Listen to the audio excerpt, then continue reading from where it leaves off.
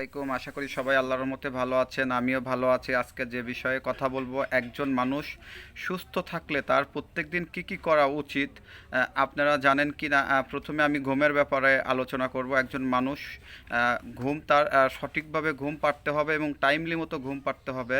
রাতের বেলায় আপনারা ঘুমাবেন 10টা থেকে 11টার মধ্যে এবং সকাল সকাল উঠে একটু হাঁটাহুটা করবেন।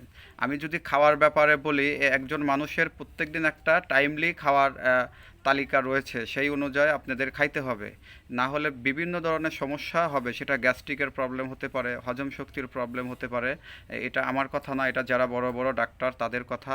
আপনার সকালের যে খাবারটা সেটা 7টা থেকে 8টার মধ্যে খাওয়া উচিত সবার। দুপুরের খাবারের ব্যাপারে যদি আমি বলি, সেটা 1টা থেকে 2টার মধ্যে সবার খাওয়া উচিত। আমি যদি রাতের খাবারের কথা বলি, সেটা সকাল 8টা থেকে 9টার মধ্যে সবার খাওয়া উচিত। একজন মানুষ প্রত্যেক দিন পানি খেতে হয় 7 থেকে 8 লিটার।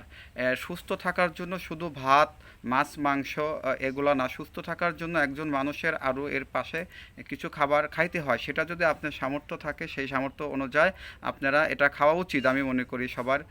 সেটা প্রত্যেক দিন একটা মানুষের একটা ডিম সিদ্ধ, একটা সবজি কলা, কিছু কাঁচা ছোলা, চীনাবাদাম, খেজুর, কাঠবাদাম, কাজু বাদাম, এগুলা যদি আপনাদের সম্ভব হয় প্রত্যেকদিন অল্প কিছু পরিমাণ খাবেন, এতে শরীরের অনেক উপকার হয় এবং শরীর অনেক ভালো থাকে এবং সুস্থ থাকে।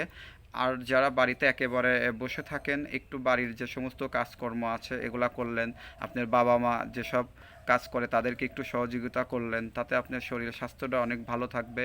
এবং একজন মানুষের প্রত্যেক দিন সকালবেলা আমি মনে করি হাঁটাহুটা এবং দৌড়ানোর অভ্যেস করলে এটা অনেক ভালো। এটা কিন্তু সে যতদিন বেঁচে থাকবে এটা যদি করতে পারে, তার শরীরটা কিন্তু অনেক ফিট থাকবে এবং ভালো থাকবে।